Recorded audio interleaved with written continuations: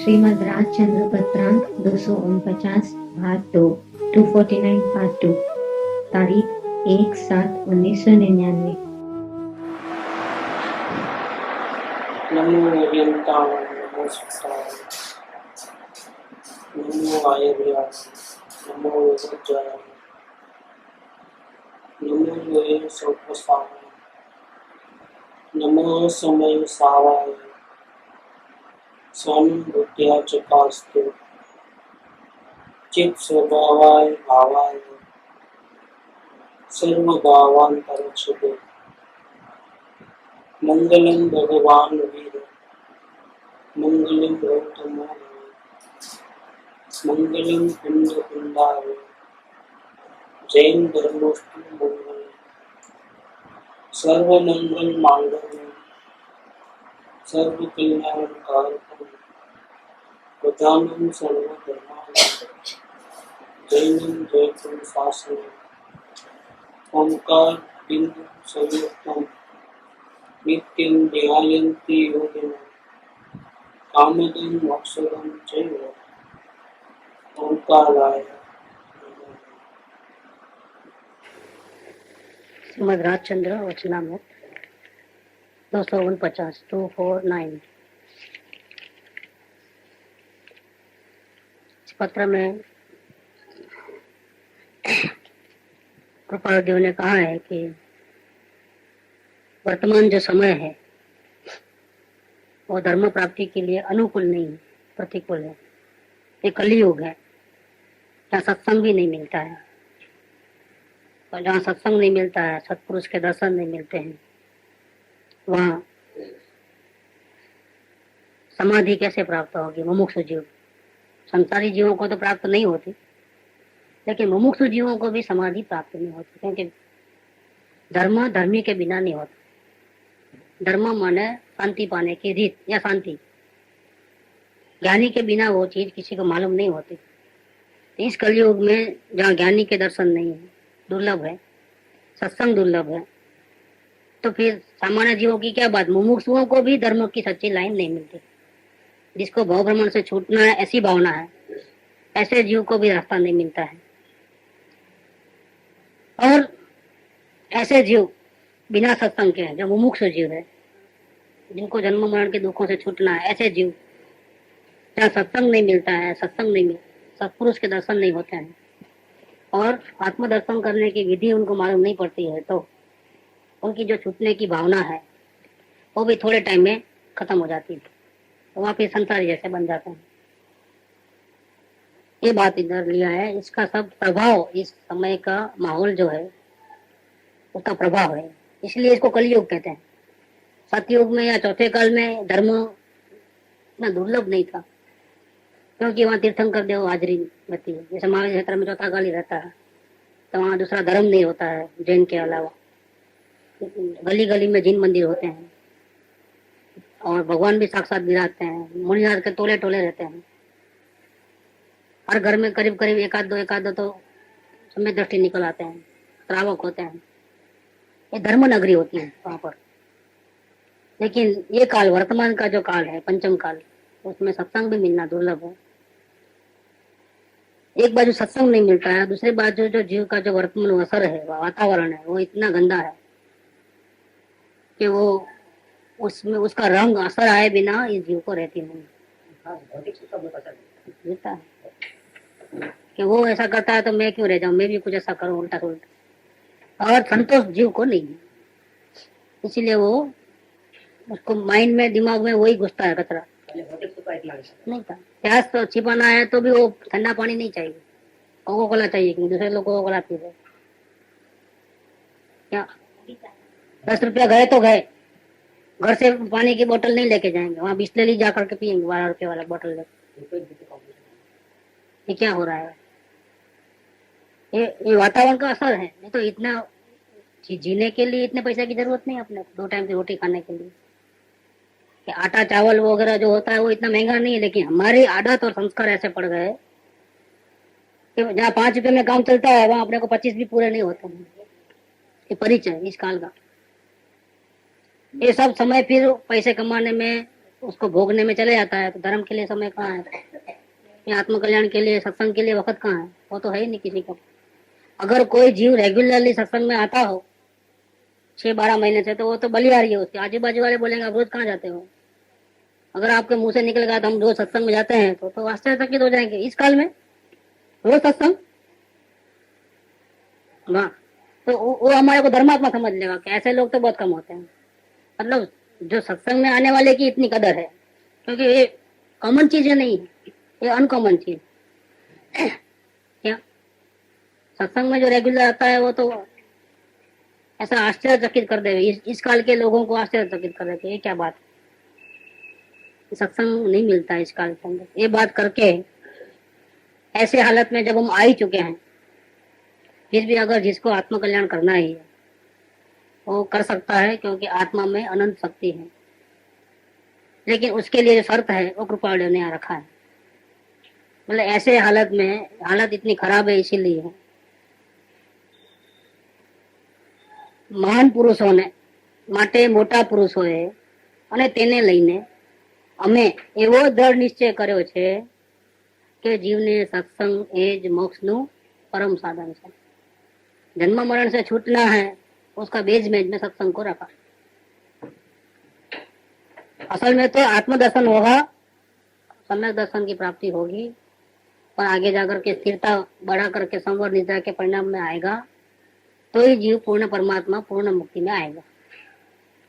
सब कर्मों का नाश तभी होता है। लेकिन ये सम्यक दर्शन होगा कैसे? अपने आप नहीं होता है। बिना देशना लब्धि, सदगुरु का उपदेश के बिना किसी को सम्यक दर्शन न हुआ है न होगा। ये 194 में वो बात लिया था कृपादेव ने कि जीव को मार्ग क्यों नहीं मिला है। तो कहते हैं कि भाव और प्रतिबद्धता से निरंतर विचरे છે એવા જ્ઞાની પુરુષના ચરણારવિંદ તે પ્રત્યે અચળ પ્રેમ થયા વિના અને સમ્યક પ્રતીતિ આવ્યા વિના સત સ્વરૂપની પ્રાપ્તિ થતી નથી। આ માર્ગ સર્વ જ્ઞાનીઓએ સેવ્યો છે ભૂતકાળ में, સેવે છે वर्तमान में और સેવશે ભવિષ્યકાળ में। इतना ही नहीं, अपनी बात ज्ञान प्राप्ति एथी अमने થઈ હતી, વર્તમાનમાં એ જ માર્ગથી થાય છે, અને અનાગત કાળે પણ જ્ઞાન પ્રાપ્તિનો એ જ માર્ગ છે। સર્વ શાસ્ત્રોનો બોધ લક્ષ જોવા જતા એ જ છે। સभी શાસ્ત્ર भी यही बात कहते हैं। અને જે કોઈ પણ પ્રાણી છૂટવા ઈચ્છે છે એને અખંડ વૃત્તિથી એ જ માર્ગને આરાધવો। उसको एक लक्ष्य से इसी मार्ग की आराधना करनी। सम्यक दर्शन की प्राप्ति, आत्मा का अनुभव सत्पुरुष से देशना लब्धि मिले बिना कभी भी किसी को 3 काल में नहीं होती। और वो सत्पुरुष कहाँ मिलते हैं? वो सत्पुरुष सत्संग में मिलते हैं।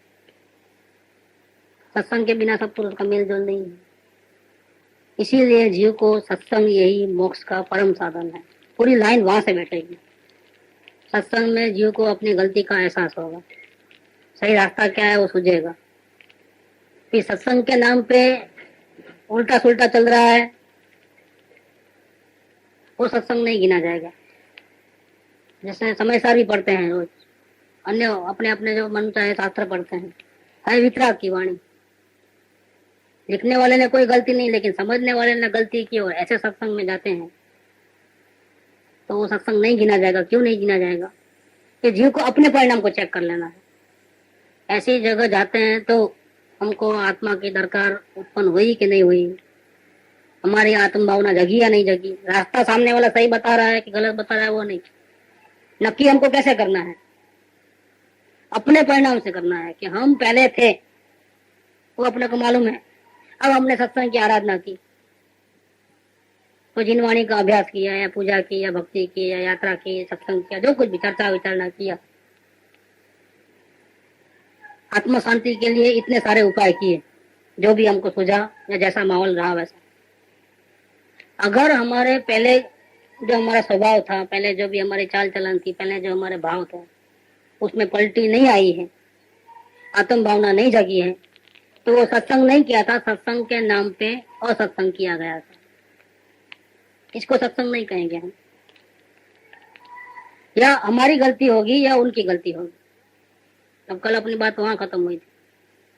कि अगर सत्संग में कही हुई बात का उपासना करे और अगर फायदा नहीं हो तो ये समझना या तो अपनी गलती है या गुरु की गलती है, दो में से एक तो गलत है ही है। उपासना करने के बाद तो रिजल्ट आना ही चाहिए, नहीं आवे तो समझ लेना कि दोनों में से एक की गलती है।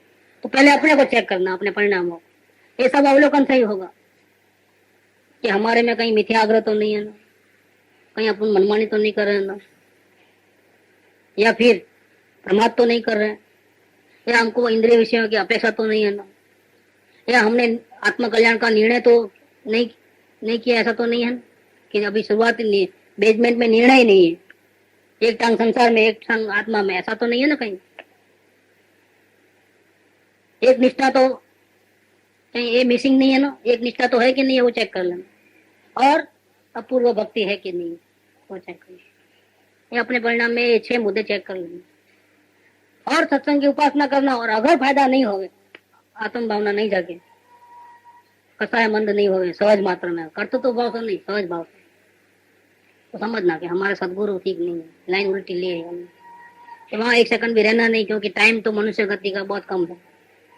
वहाँ ज्यादा टाइम गंवाना नहीं कि भाई अभी वो गाता और अच्छी आएगी, वो ऐसी, ऐसा इस मामले में नहीं करना। संसार में तो हर जगह ऐसा ही करते हो, बुरे दिन आते हैं तो क्या करता है जी, निभा लेंगे, अच्छे दिन भी आएंगे, थोड़ा कोशिश और करेंगे, ऐसा कर। इस मामले में नहीं करना,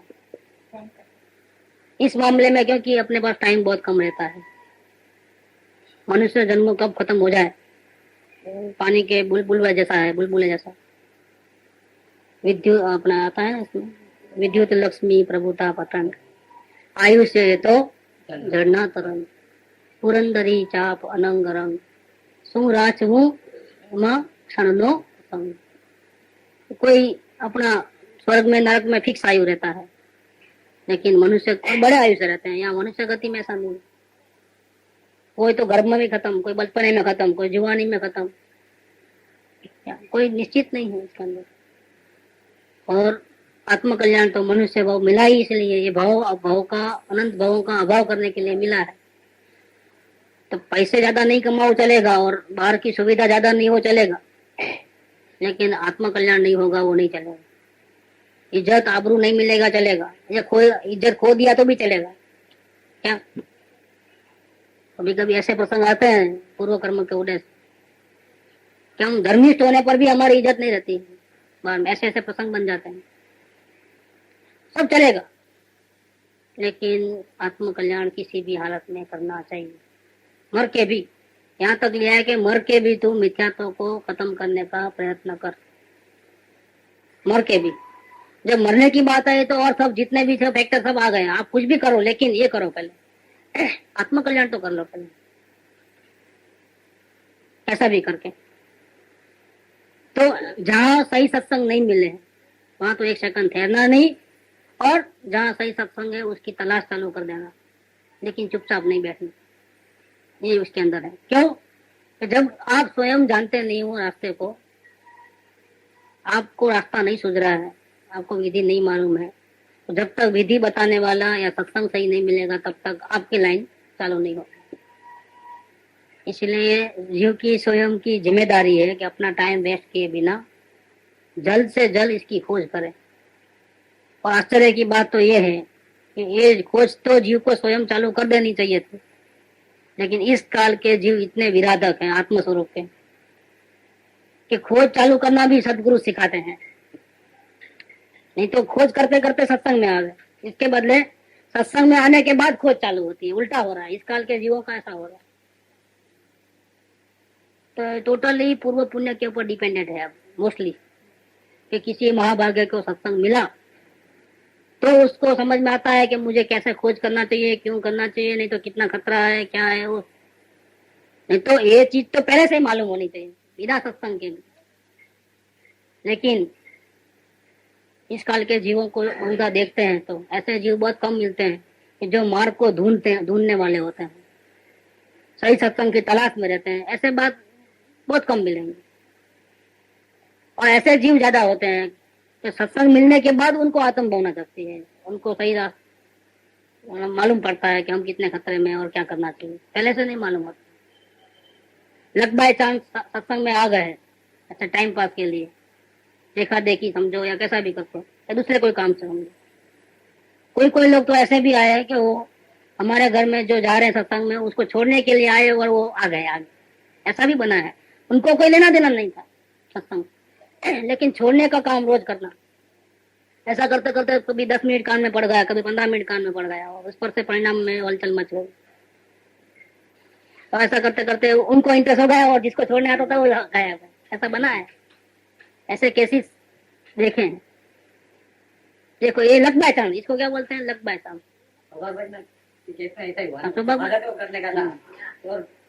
उन्होंने आ गए नहीं, यहाँ तो वर्तमान में, वो तो दो पहले की बात है, वर्तमान में ऐसे केस बने, ऐसे ऐसे केस बने कि हम देखेंगे सुनेंगे करके ऐसा करके आए हैं। हाँ देखो उनका तो क्लियर है। अच्छा ये संजू का भी वैसा ही है, उनका भी ऐसा ही है। तो ऐसे आत्मकल्याण की खोज नहीं, लेकिन वो चिट्ठी की जिम्मेदारी थी एक, सही जीव को देना, सही जीव को देना। ऐसा करते करते वो खोज में लगे सही जीव, और ऐसा करके लक बाय चांस मिल गया। ये क्या है, इस काल के जीवों की ये समस्या है बहुत बड़ी, कि खुद को जन्म मरण चक्र में फंस रहा है, उसको मालूम ही नहीं है कि मैं कितनी बड़ी गलती में हूँ, न जाने मेरा भविष्य क्या होगा, उसको नहीं पता है। ऐसे by chance, luck by chance आ गया और मिल गया, तब उसकी आंख खुलती है, अरे ऐसा है तो फिर मुझे कुछ करना चाहिए। और वो करना क्या चाहिए वो भी सत्संग में सीखा। शांति देखा नहीं है, शांति का प्रयास कैसा करेंगे। शांति देखा नहीं है, फिर भी सभी लोग शांति चाहते हैं कि नहीं चाहते हैं? ऐसा बहुत कम लोगों का ऐसा होता है। बहुत कम लोग, बहुत कम लोग,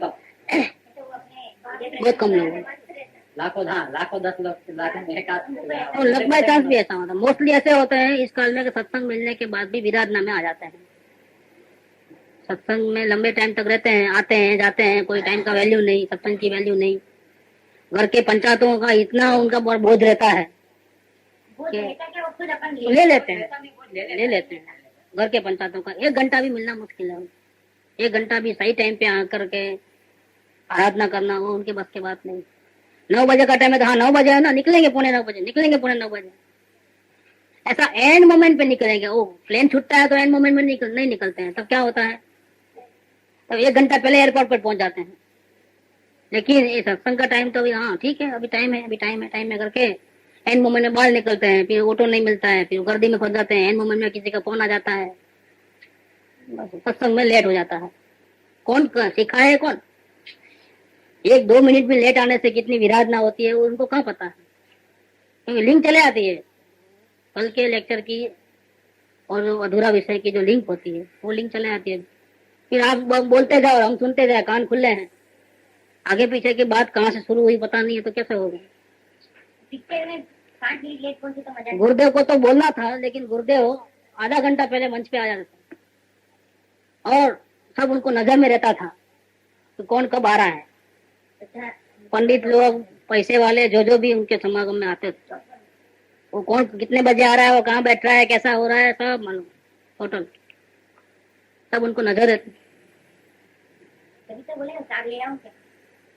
लेकिन सत्संग को कीमत नहीं रहती है लोगों को, ये परेशानी है। जो मोक्ष का एकमात्र साधन है, परम साधन है, उस सत्संग की हम कितनी वैल्यू करते हैं। लोगों को नसीब में नहीं है और हमको नसीब में है, तो ये परेशानी है। ये हमारी अर्पणता नहीं है। सत्संग के लिए जो हमारे को अर्पणता होनी चाहिए वो अर्पणता हमारे में नहीं है, इसीलिए हम आगे नहीं बढ़ते हैं।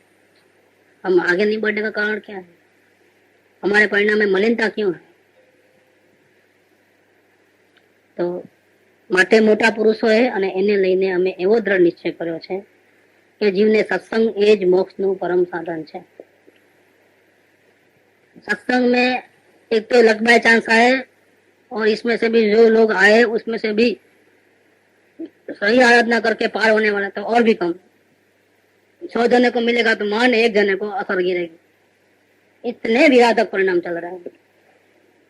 ये सब माहौल का असर है। घणું કરીને જીવ જે પરિચયમાં રહે છે તે પરિચય રૂપ પોતાને માને છે, એનો પ્રગટ અનુભવ પણ થાય છે કે અનાર્ય કુલમાં પરિચય કરીને રહેલો જીવ અનાર્ય રૂપે પોતાને દ્રઢપણે માને છે અને આર્યત્વને વિશે મતિ પણ કરતો નથી।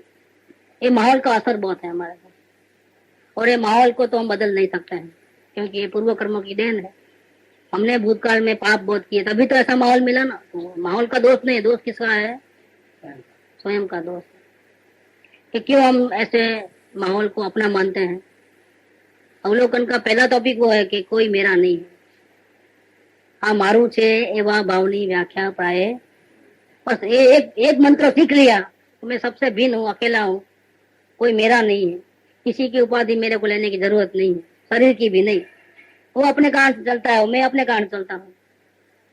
मेरी बात भी शरीर शरीर मानता है, मन मानता है। कोई मेरी बात नहीं मानता है तो मैं किसी के लिए क्यों मगजमारी करूं? कोई मेरा नहीं है। हाँ, ये मेन ये क्या दादी पते काटने वाली बात नहीं, ये जड़ पे गाँव पड़ता। इस दुनिया में मैं बिल्कुल अकेला हूँ, न माँ न बाप न भाई न पत्नी न सगे न संबंधी, यहाँ तक कि एक क्षेत्र गाँव में शरीर है, मेरा नहीं है। इसीलिए मेहरबानी करके मुझे अब समय वेस्ट नहीं करना है, सिर्फ मेरा ही कल्याण कैसे हो वही देखना है, बाकी सब बंद।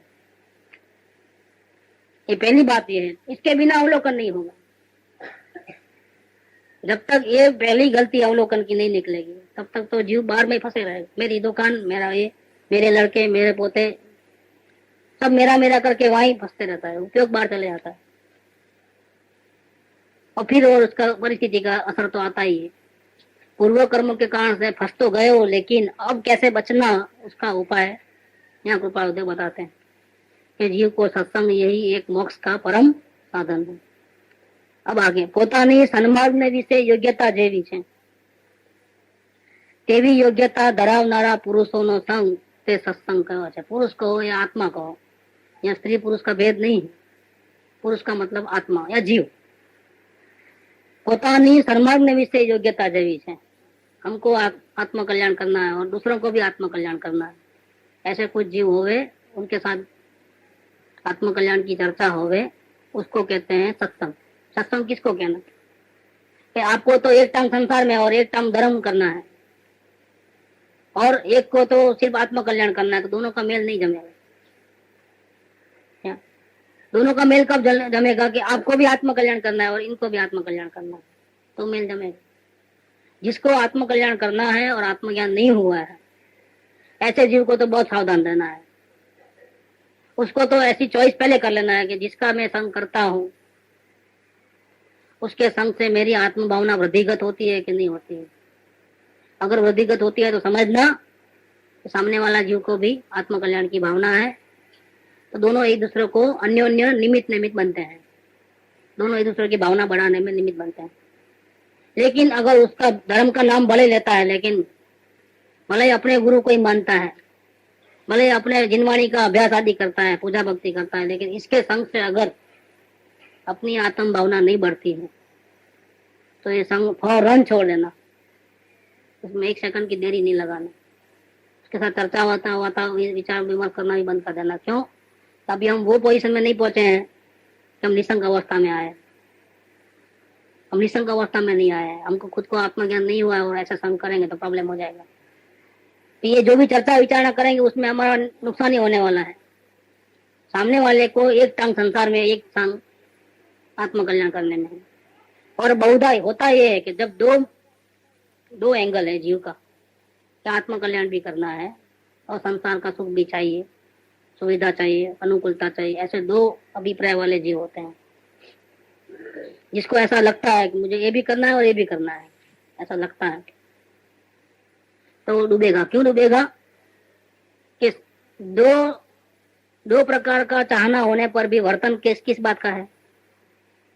चाहना भले ही दो प्रकार की, लेकिन दिन भर का अधिकांश समय कौन सी भावना को डेवलप करने में लगा हुआ है? बस तो खत्म हो गई बात। इसका मतलब ये हो गया कि आत्म कल्याण की बात तो ऊपर की है, सिर्फ कहने मात्र है, वास्तव में तो आत्म कल्याण की भावना ही नहीं है। क्योंकि अभिप्राय हमेशा दो नहीं होते हैं, अभिप्राय हमेशा एक ही होता है। जीव को भाषित ऐसा होता है कि मुझे आत्म कल्याण भी करना है, वास्तव में होता क्या है? वास्तव में उसको आत्म कल्याण नहीं करना है, उसको लगता ऐसा है कि मुझे ये भी चाहिए और ये भी चाहिए, ऐसा लग मेरा डबल भाव है, लेकिन एक्चुअल में डबल भाव नहीं रहते हैं। हटा करो। तो ऐसे जीव को नुकसान इसलिए होगा कि वो उसको ऐसा लगता है कि मुझे आत्मकल्याण की भावना भी है, इसीलिए थोड़ा बहुत संतोष करेगा ना, उसको संतोष आए बिना नहीं रहेगा। इतना तो किया ना, अब क्या है, इतना पूरा दिन देवे तो फिर इसका क्या, उसका क्या, इसका क्या। हमारी वो पोजीशन नहीं है कि हम साधु महात्मा नहीं बने कि सारा दिन करें। हमारा को भी कर्मों का उदय है और किसी को नेग्लेक्ट को नहीं कर सकते। उन लोगों बेचारों का क्या दोस्त, दोस्त तो मेरा है, मेरी जिम्मेदारी है, ऐसा करके ये जीव फंसता है। और दिन भर वहां बैठे उसका मना नहीं है, लेकिन अभिप्राय क्लियर नहीं है उसका। अभिप्राय में एकमात्र आत्मकल्याण की भावना होनी चाहिए। अब मत आओ मंदिर में, मत आओ सत्संग मत करो, लेकिन अभिप्राय क्या है आपका? अभिप्राय डबल बाजू का नहीं होता है, अभिप्राय हमेशा एक होता है। दुकान में बैठे अगर आत्मकल्याण की भावना का अभिप्राय है तो कोई बाधा नहीं है, तो जीव आगे बढ़ता ही है। और मंदिर में बैठे हैं और आत्मकल्याण की भावना नहीं है, अभिप्राय नहीं है, तो आप मंदिर में बैठो, चाहे पूरे शास्त्र पढ़ लो, चाहे संसार छोड़ लो, अभिप्राय के ऊपर डिपेंड है पूरा। आपका अभिप्राय क्या है? आपके बाह्य वर्तन, मन, वचन, काया की प्रवृत्ति को नहीं देखते हैं, क्योंकि वो प्रवृत्ति तो जड़ की प्रवृत्ति है। वो तो पूर्व के उदय के कारण उल्टी भी होती है कभी कभी। वही रामचंद्र जी साइक समय दृष्टि होते हैं, उसकी बहुत मौत जाने वाले हैं, लेकिन लक्ष्मण का डेथ होता है तो क्या होता है, तो रोते हैं, बहुत चिल्लाते हैं, बोल एक बार तो बोल, एक बार तो बोल, क्यों रुठ गया है, आंखें क्यों नहीं खोलता है। यहाँ तक कि उसके मुर्दे को 6 महीने तक घुमाए, 6 महीने तक फिराए, तो कहाँ गई बुद्धि रामचंद्र जी की? उसी बहु मोक्ष जाने वाले साइक समय दृष्टि ज्ञानी। वही रामचंद्र जी सीता को उठा के लेके गया तो रोए, चिल्लाए, मेरी सीता कहाँ है, मेरी सीता कहाँ है, मेरी सीता। दूसरों को तो पूछे मनुष्यों को, लेकिन झाड़ पत्तों को पूछे क्या आपने सीता को देखा है क्या, आपको ऐसा देखा है क्या? ये क्या बताता है? उस सीता के लिए इतना बड़ा युद्ध करने को भी तैयार हो गए, ये क्या बताता है? उल्टे परिणाम जिसको अपन समझ नहीं सकते, ऐसे उल्टे परिणाम तो ऐसे जीवों के होते हैं।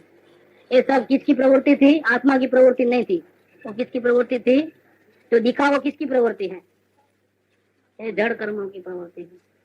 हम फोटो लेंगे तो किसका आएगा? आत्मा का फोटो आएगा कि शरीर का फोटो आएगा? शरीर का फोटो आएगा, आत्मा का फोटो नहीं आता। आत्मा के भाव उसमें आते हैं फोटोग्राफ में, एक्सरे में भी नहीं आते हैं। ऐसे तो अंदर की बात बताता है ना, लेकिन उसमें भी आत्मा के भाव नहीं आते हैं। ये सब जड़ का है व्यवस्था, जो भी है सो जड़ की व्यवस्था है, यहाँ उसका इलाज नहीं चलता है। प्रयोग किए संवर निद्रावादी अवलोकन से उस सब बातों को प्रैक्टिकल रूप से समझे, समझने की कोशिश की है। राग द्वेष को हटाओ इतना भी बोलना नहीं पड़ा है, आश्रव करो को ऐसी भाषा का इस्तेमाल नहीं करना पड़ा है। आपको अवलोकन की रीत मिलता ही और प्रैक्टिस करता ही अपने आप वो काम शुरू हो जाता है, अपने आप ज्ञान में समझ बढ़ती है, रास्ता मिलता है, अपनी गलती का एहसास होता है, सब अपने आप होता है। संगो निद्रा बंद मोक्ष ये सब शब्द प्रयोग की जरूरत नहीं है, तो बोला बढ़ाना है, बुद्धि का इस्तेमाल वहां चलता है। यहाँ बुद्धि का इस्तेमाल की जरूरत नहीं है, रास्ता बहुत सरल है, सब सरल है, सहज है, सुगम है, सर्वत्र उसकी प्राप्ति होती है। लेकिन सबको बताने के लिए सब चाहिए, ज्ञानी पुरुष के बिना नहीं होता। ज्ञानी पुरुषों को उलझाएंगे नहीं।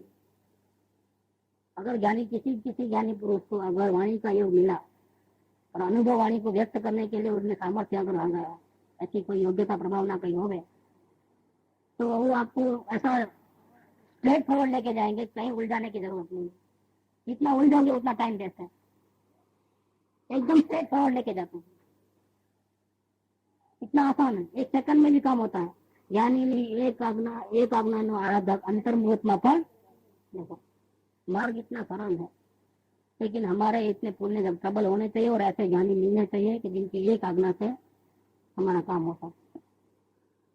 ऐसा योग मिलना मुश्किल है। जैसे गुरुदेव का था कि उनका एक प्रवचन सुनते ही तो वाणी जी को हो गया आत्मकल्याण, निमित्त नहीं मिलती। तो कोई बात है, योग्यता बिना तो कोई काम नहीं है। लेकिन योग्यता होने पर भी सामने वाला सही गाइडेंस नहीं दे पाए तो वो भी एक परेशानी है। ऐसा भी तो होता है कि वाणी का योग नहीं, प्रभावना का योग नहीं है, तो क्या करोगे?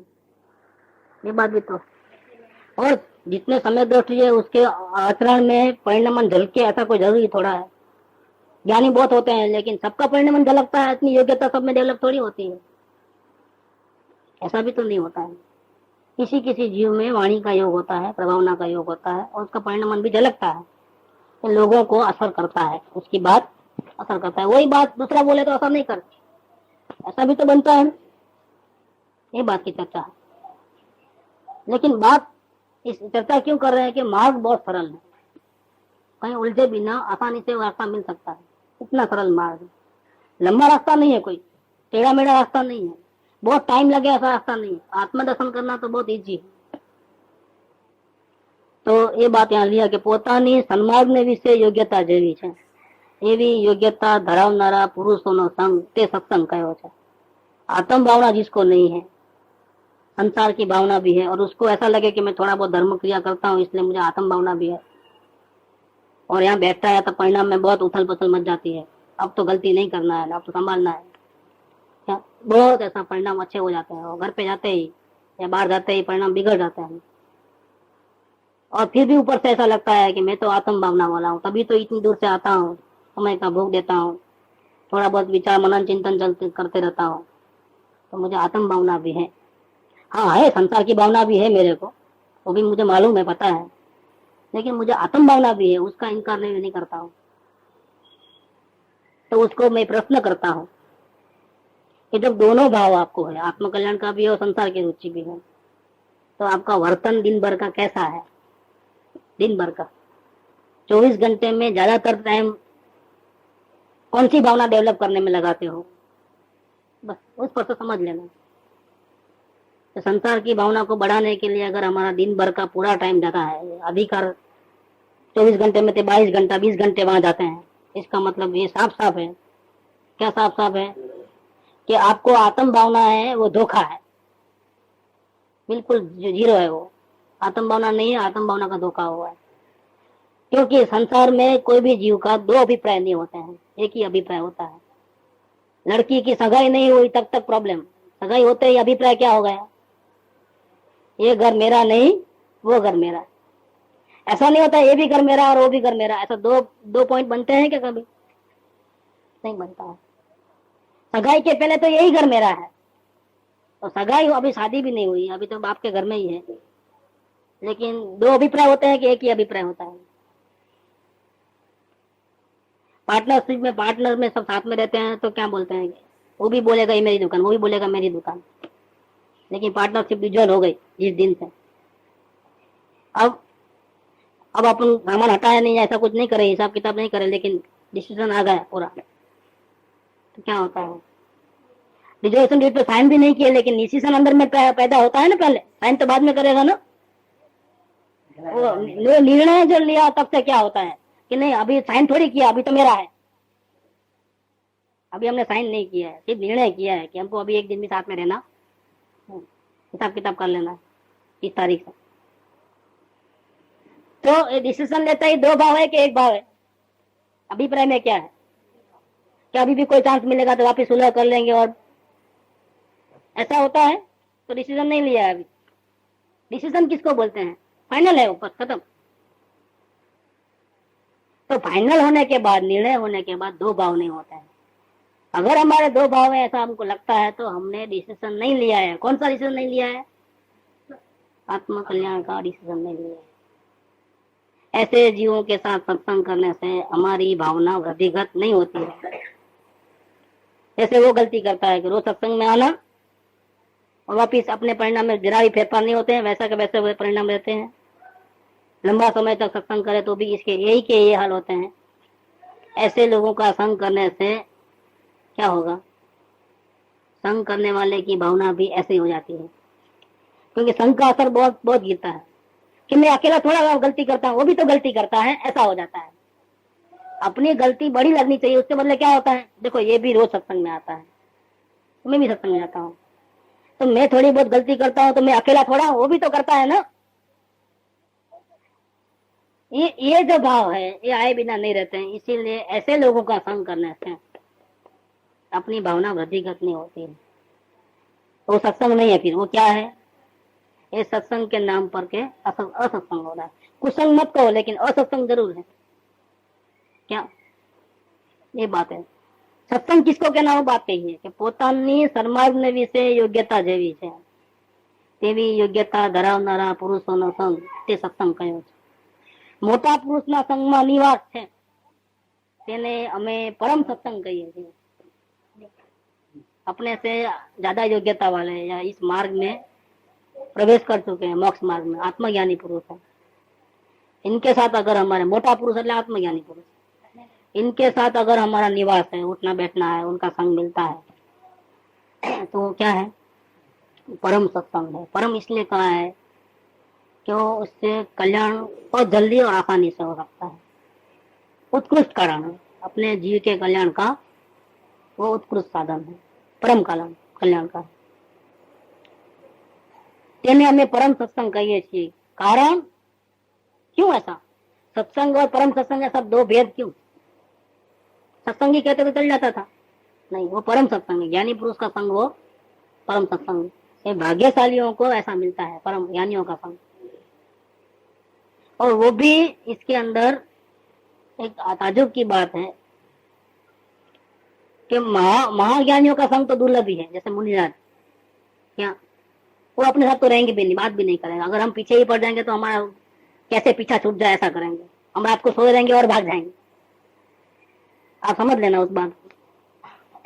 जो महामुनिराज रहते हैं, जो परम ज्ञानी है, उत्कृष्ट ज्ञानी है, वो तो हम जैसे का संग भी नहीं करेंगे। हम उससे योग्य नहीं है उनके लेवल के। वो तो अपने को बचा लेंगे। बोले ऐसे लोगों का संग, बोले हम ज्ञानी है तो भी नहीं करेगा, संग नहीं करेगा अपने। क्यों? कि हमारे आचरण देखो और उनके आचरण देखो। ऐसे ज्ञानी का तो अपने को मिलना, कांटेक्ट होना, अगर हम सामने से चला के जाए ना, गिड़गिड़ाए ना, तो भी वो अपने साथ अपने को रखेंगे नहीं। हम सोए रहेंगे तब भाग जाएंगे। वो वही मौका देखेंगे कब वो सो जाए, तब 9, 2, 11 बन जाए। क्योंकि ऐसे लोगों के साथ हमको नहीं रहना है। आत्मज्ञानी हो तो क्या हो गया? लेकिन वो 3 कसाय अभी है और मेरे को 3 कसाय की चौकड़ी हो गई है। क्या फर्क कितना है? तो हम कितने भी अभिप्राय आत्मकल्याण का क्या हो, तो आत्मज्ञानी ही है ना। अभिप्राय की वेद ज्ञान में तो है, स्वरूपाचरण चारित्र तो है, अनंतानुबंधी कसाय तो चले गया है। फिर भी मुनिराज ऐसे ज्ञानी पुरुषों का भी संग करते, तो संसारी जीवों का कहां से करेंगे? वो तो बात ही भूल जाओ। क्या जिसको आत्मज्ञान नहीं हुआ है उसका संग तो मुनिराज करेंगे नहीं। जो श्रावक गृहस्थ होंगे, जो गृहस्थ श्रावक होंगे, वो भी अपने से घबराएंगे। क्या जो आचरण में उत्कृष्ट है वो अपने साथ नहीं रहेंगे। कैसे वो सबका पीछा छूटे? और ये जो श्रावक की जो प्रतिमा है ना, इसमें आगे 9वीं या 10वीं प्रतिमा ऐसी है कि आप सलाह मांगो कि आपको तो एक्सपीरियंस है इस बात का, तो आप बुजुर्ग है, अनुभवी हो, आपने ऐसे कई काम पहले कर लिए हैं, तो आपकी सलाह लेने आए हैं। बोले आपको कुछ काम एक्टिविटी नहीं करना, क्योंकि आपका स्वभाव हम जानते हैं, सिर्फ सलाह। अगर ज्यादा नहीं बोलना है तो हाँ या ना बोलना, सिर्फ इतना ही। क्या ज्यादा नहीं? ये जो हमने सत्संग करने जा रहे हैं, तो इस लड़की का आपको परिचय है, तो आपको क्या लगता है करने जैसा है कि अभिप्राय क्या है, रिपोर्टिंग क्या है? जवाब नहीं देंगे। आए वो ग्रस्त, लेकिन जवाब नहीं देंगे। कब 9वीं 10वीं तक आते हैं तब ऐसा होता है। सलाह नहीं दे सकते। गृहस्थ होने पर भी सलाह नहीं देते हैं। शादी ब्याह कराने की बात ही नहीं, व्यापार धंधे की सलाह नहीं। ऐसा पंचम गुणस्थान के श्रावक की भी वो हाल होते हैं। उनका धर्म, उनका जो जीवन होता है, जैसे कृपावधि ने दिन के जो विभाग करके रखे हैं ना, इतने टाइम ये करना, इतने टाइम ये करना, ऐसा जीवन उनका होता है श्रावक का। श्रावक का जीवन इतना उत्कृष्ट होता है, उनका भी और हमारा भी मेल नहीं जमेगा। क्योंकि हमारा तो कोई ठिकाना ही नहीं है, कब क्या हो जाए, कोई मेल नहीं जमेगा। एक मुमुक्षु के लिए परम हितकारी कौन? फिर अब यहाँ से सवाल आता है। अब मुनिराज तो आप संग नहीं करेंगे, श्रावक भी आपसे बात नहीं करेंगे, ज्यादा उलझेंगे नहीं। उनका तो सब टाइम टेबल फिक्स होता है, उस टाइम में आओ तो आओ, नहीं आओ तो नहीं आओ। 9 बजे सत्संग है तो 9 बजे रिकॉर्ड चालू हो जाएगी। आपको 9:15 बजे आना है, 9:15 बजे आओ। 9:30 बजे आपको बोलेंगे भी नहीं, क्या को बोलेंगे? इतना उपयोग आपके पीछे क्यों लगाएंगे?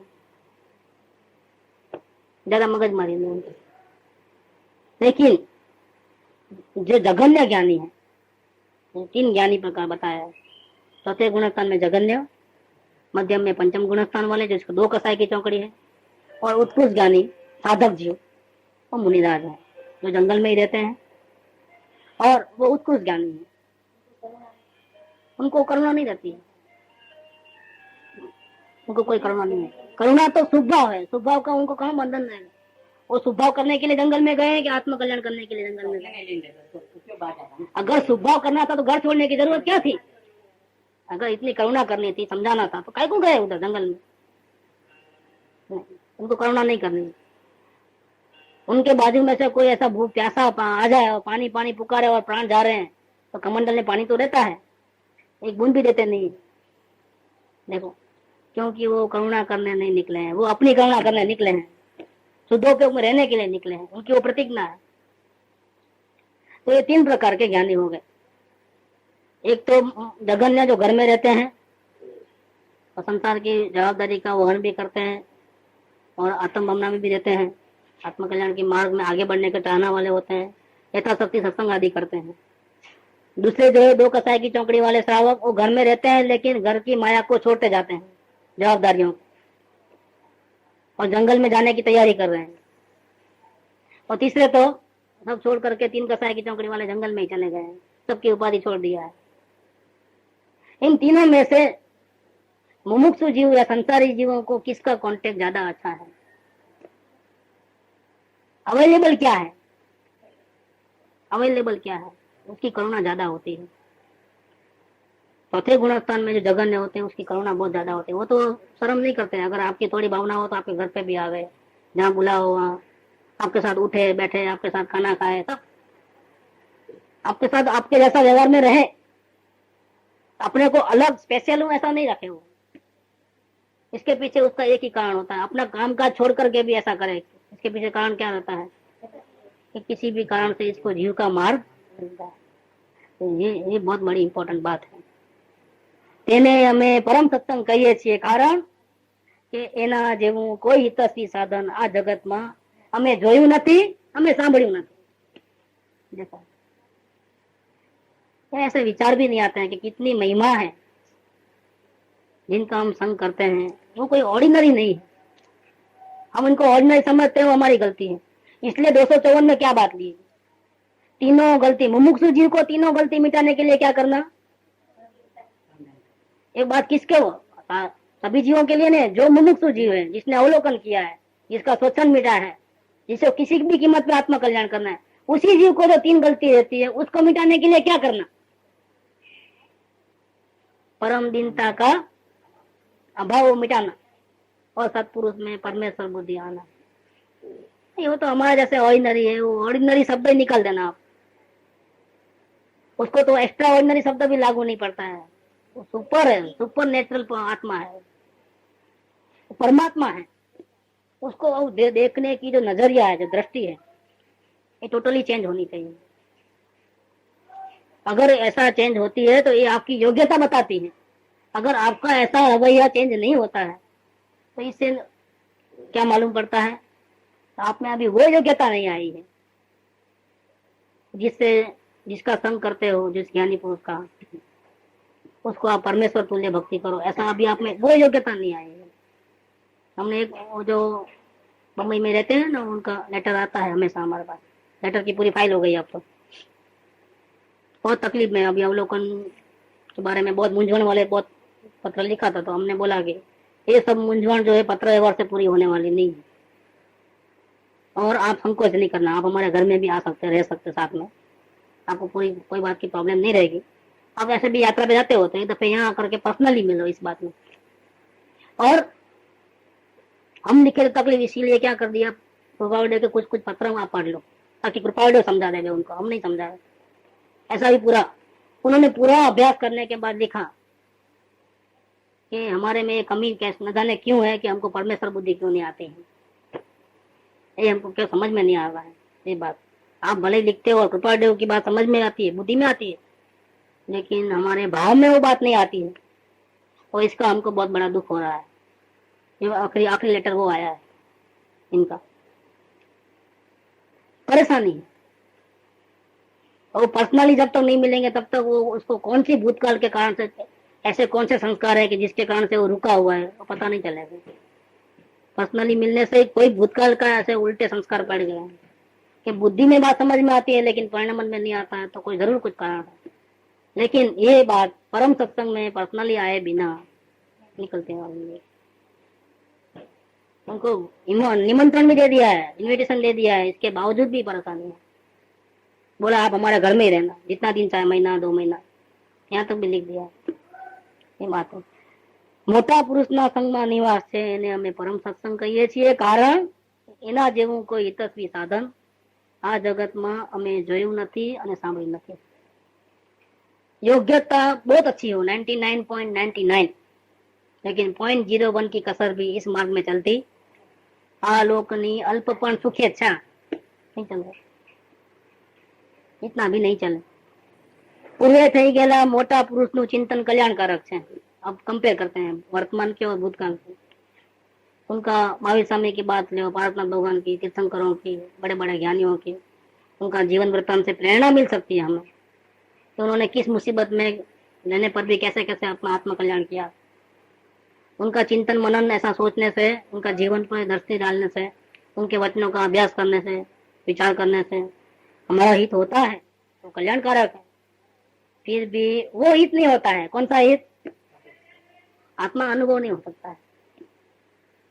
पूरे થઈ ગયેલા મોટા પુરુષનું चिंतन कल्याणकारक છે, जीव को हितकारी है, आत्म भावना बढ़ेगी उससे, उसमें कोई दो राय नहीं है।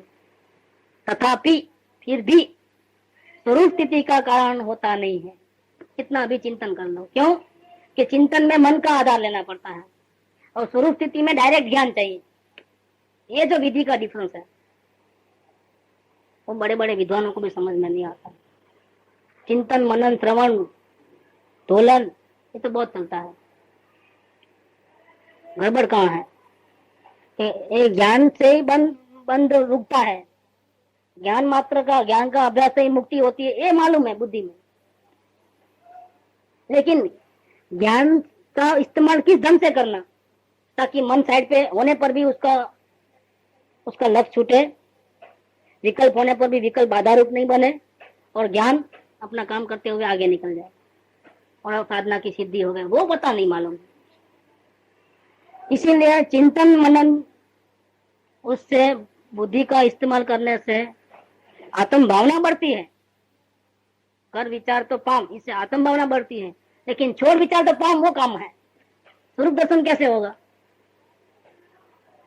वो विचार को रहते हुए कैसे छोड़ना? विचार को पहले नहीं छूटेंगे, वो भले ही रहे, लेकिन उसको कैसे छोड़ना और कैसे ज्ञान में प्रवेश करना, ऐसी कौन सी विधि करना, वो उनको नहीं पता है। इसीलिए स्वरूप स्थिति का कारण नहीं बनता है। क्लियर शब्दों में लिखा होगा तो भी वो पढ़ करके आप आत्मज्ञान वेद ज्ञान नहीं कर पाओगे। समय सर में नहीं है कि पन्ने पन्ने पे लिखा है वेद ज्ञान की बात, लेकिन हरम बराबर कोई पढ़ करके उसका अर्थ समझ ले तो हरम बराबर नहीं हो सकता है। पूर्व संस्कार के बिना, पूर्व में प्रत्येक सदगुरु की बात सुने बिना, संस्कार ग्रहण किए बिना समय सार भी पढ़ो तो भी आत्मज्ञान नहीं हो। जो समय सार हजारों ज्ञानियों को आत्मज्ञान करने में निमित्त हुआ है, वही समय सार अगर हम पढ़ेंगे कुछ पल्ले नहीं पड़ने वाला है, क्योंकि वो चिंतन कल्याणकारक है लेकिन स्वरूप स्थिति का कारण नहीं होता है। कारण कि जीवे शू करूं ते तेवा स्मरण थी समझातू, वो चिंतन में मन के आधार में रुक जाएगा, बुद्धि को बिठाएगा, याद करने की कोशिश करेगा, जरा सत्संग में करेगा, 1 घंटा स्वाध्याय के बदले 4 घंटा करेगा, 1 घंटा पढ़ने के बदले 10 घंटा पढ़ेगा। लेकिन ये मार्ग कर्तृत्व भाव का नहीं है, कृत्रिमता का नहीं है, ये सहज ज्ञान का मार्ग है। वो समझ में नहीं आता है, विधि समझ में नहीं आती।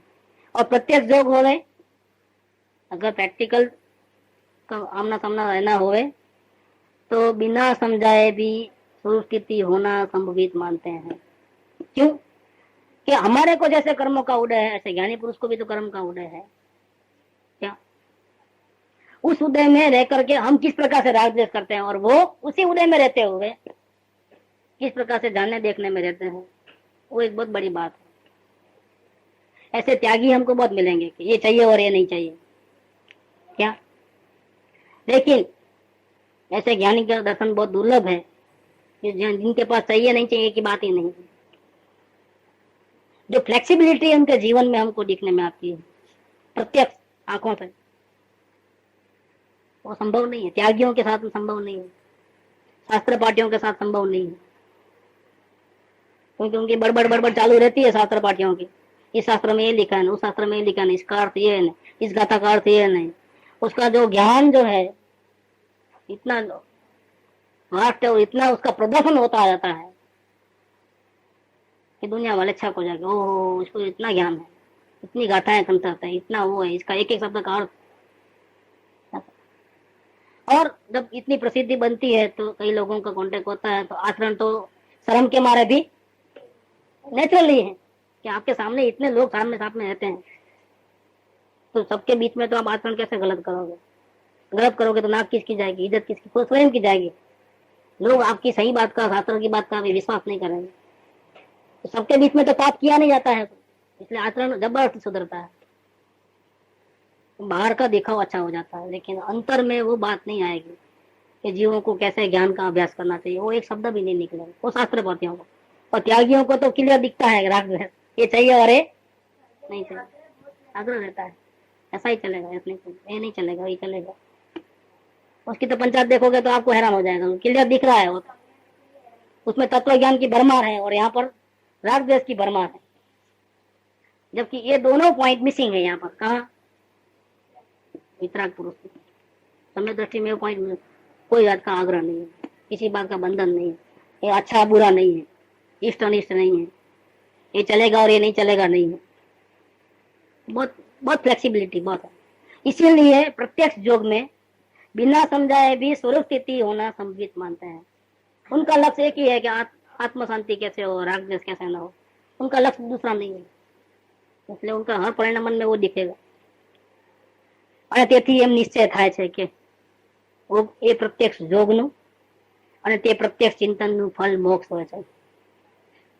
सामान्य रूप से जो कार्य हम नहीं करना चाहें, जिसको हम अशुभ मानते हैं, वो कार्य भी करते हुए दिखाई देते हैं, फिर भी मान लो ऐसा भी बनता है, तो भी थोड़ी भी हड़बड़ाहट नहीं है, थोड़ी भी, ये क्या बात है?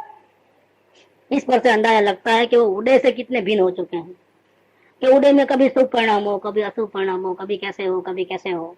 उदय तो हर प्रकार का आता है, इन सभी उदयों में वो कैसे भिन्न रह गए, उनको असर क्यों नहीं करता है? इन जिस प्रसंग का हमको बहुत असर होता है, उथल पथल मच जाती है, उसी प्रसंग का उनको असर क्यों नहीं होता है? न क्रोध ज्यादा है, न दया ज्यादा है, न रोना धोना ज्यादा है। देखो, हालांकि सब लक्षण होने पर भी तीव्रता किसी में भी नहीं है, जो टॉप लेवल होना चाहिए कसाय का नहीं, हर प्रसंग में शांत हो, डिफरेंस होता है। नहीं तो अवलोकन के बिना तो इस मार्ग में कहाँ आगे बढ़ेंगे? टैली तो अपने भावों का और उनके भावों का करना है ना, बाहर से थोड़ा करना है। टैली कहाँ करना है? अपने भाव और उनके भाव का करना है। जिस माहौल में हम इतने हैरान परेशान हैं, उसी माहौल में वो रहते हैं, लेकिन हैरान परेशान नहीं है। यही बताता है कि उदय से भिन्न हो चुके हैं, और यही विधि है। स्वरूप का दर्शन कब होगा? जब आप बाहर से हट जाओगे, भिन्न हो जाओगे, तब ना। इसके बिना कैसे होगा? तो ये तो देखने मात्र से हमको समझ में आ सकता है, अगर देखने की सही दृष्टि होवे तो। एથી એમ નિશ્ચય થાય છે કે તે જોગનું અને તે પ્રત્યક્ષ ચિંતનનું ફળ મોક્ષ હોય છે। કેમ कि ऐसा देखते ही अपने को भी क्या करना वो समझ में आ जाता है। वो ऐसा कर रहे तो वो भी अपने जैसे हैं, और वो उदय में वो ऐसा कर रहे तो अपने को ऐसा उदय में हमको क्या करना, किस प्रकार से बैलेंस में रह करके स्वरूप दृष्टि करना, वो हमको आ जाता है। और ऐसा अगर आ गया, वो कला सीखने में आ गई, वो कला हस्तगत हुई, तो अपने को परमात्मा के दर्शन होंगे और मुक्ति तो मुफ्त में होने वाली है। जिसको अपना आत्मा दिखेगा उसको तो मुक्ति होने ही वाली है। इसीलिए क्या कहा कि તે પ્રત્યક્ષ યોગનું અને પ્રત્યક્ષ ચિંતનનું ફળ મોક્ષ છે। કારણ કે મૂર્તિમાન મોક્ષ તે સત્पुरुष है। सत्पुरुष है, बाहर से अपने जैसे दिखते हैं, अपने ऐसे उदय में फंसे हुए दिखते हैं, शुभ अशुभ भाव करने वाले दिखते हैं, फिर भी टोटली भिन्न है। ये मोक्ष की मूर्ति है। अगर आप उसके वो एंगल को देख सकते हो, अगर इतनी आप गहराई है, इतनी दृष्टि की निर्मलता है, तो ऐसे सत्पुरुष तो आपको परमेश्वर ही दिखेंगे, क्योंकि वो मोक्ष की मूर्ति है। तो कहाँ उड़े में फंसे हैं, कहाँ शरीर में रहे हैं, वो तो अपने उनका लक्ष्य हमेशा स्वरूप में है। ये बात है। मोक्ष गया છે એવા અનંત આદિ પુરુષનું ચિંતન ઘણા કાળે ભાવ અનુસાર मोक्ष आदि फटदाता हुए थे। इसमें बहुत टाइम जाएगा, प्रत्यक्ष अगर नहीं है तो। वो भी भाव नहीं बदले और टिका के रखे तो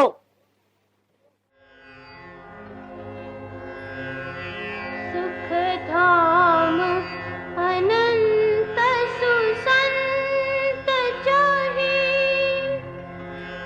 दिन रात्र रहे तद ध्यान मही, पर शांति अनंत सुधा मय जे, प्रणमो पद ते वरते जयते, प्रणमो पद ते वरते जयते, प्रणमो पद ते वरते